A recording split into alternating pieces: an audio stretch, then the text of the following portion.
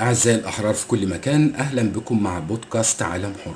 هنسمع النهاردة أكتر من رسالة كان لازم نقف عندها. كلها رسائل بتكشف حقائق يمكن تكون غايبة عند بعض الناس. منهم رسالة من علي حسين مهدي وبيكشف فيها معلومات بتعرض لأول مرة، وموقفه من دعوات السوشيال ميديا بثورة يوم الجمعة.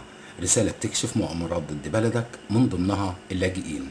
تعال نسمع علي حسين وهو بيرد على فكرة أصحاب دعوات النزول. البلد الوحيدة الواقفة على رجليها دلوقتي هي مصر، وش كده علشان نكون على بلاطة. كل الدول العربية اللي وقعت اللي حواليك تحت، عندك السودان وقعت خلاص، ليبيا شمال الغرب وقعت، مصر داخلها مهاجرين بس موجودين في مصر دلوقتي 9 مليون، وانت عندك 110 وعندك 15 بره. مصر دلوقتي بتتكلم في 130 مليون.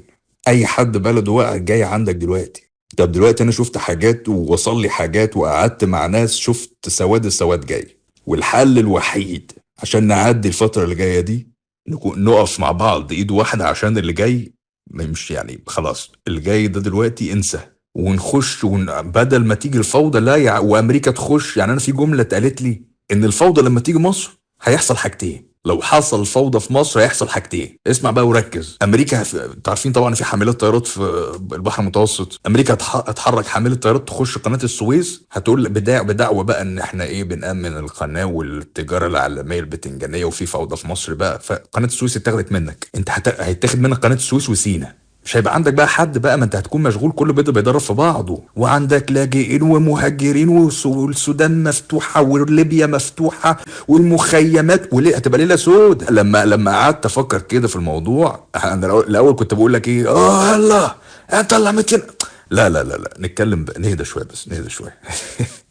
مش عارف انا العقل نزل عليا فجأة ليه كده، بس نهدى شويه. وخلي بالك انا مش عامل صفقه مع النظام، انا اهلي محبوسين في مصر انتوا عارفين يعني. لو حصلت فوضى بالشكل ده انت اتفشخت، مش هتقوم منها تاني. يبقى لازم لو عايزين يكون في اصلاح يكون الاصلاح بالهداوه، ما فيش غير كده. يا اما لو انتوا عايزين فوضى زي الفل مع نفسكم بقى، لو انتوا عايزين فوضى يا زي الفل، يلا باشا مع نفسك. فلو حصلت الفوضى انت خلاص بقى كل سنه طيب في اهلك اللي في مصر. تنسوناش بقى بدعواتكم.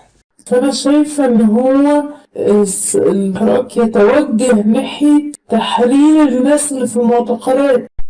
السلام عليكم.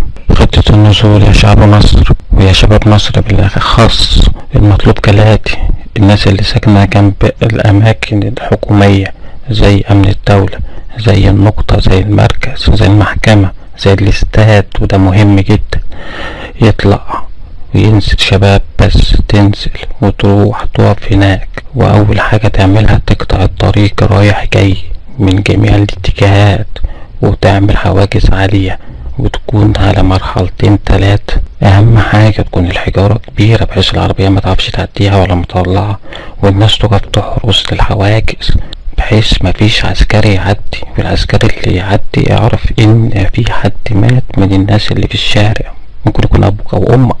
وبالنسبة للناس اللي ساكنة على السريع على الطريق بين المحافظات، لازم تنزل برضو الشباب، تنزل تقف وتجيب حواجز كبيرة. الحواجز اللي بين الطريقين الحارتين كبيرة، 5 6 يزقوها يحطوها في النص ويقف يحرسوها، وممنوع عربية تعدي، وممنوع تسيب الحواجز وتمشي. مجموعة كبيرة ممنوع تسيب الحواجز، ممكن تعدي قوة تنزل العساكر تشيلها، يبقى ما عملناش حاجة. وبالنسبة للشباب الناس الكبيرة والحريم والأطفال، تنزل الشارع وتنزل الميادين وتهتف بصوت عالي وما تخافوش، لأن هيبقى في شباب بيحرسكم وأولادكم بيحرسوكم. والناس اللي بتخاف هتنزل لما تلاقي الساحة فاضية وتلاقي كل حاجة متأمنة.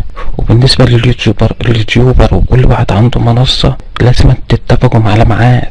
المهم نتفقوا على ميعاد، واي واحد يوتيوبر او اي واحد بيطلع في اي مكان ما دعمش الميعاد ده يبقى انسان خاين، ومنتهي الكلام عنه ومنتهي كل حاجة، ويتحط في القائمة السوداء. وانشروا الكلام ده وعرفوا للناس.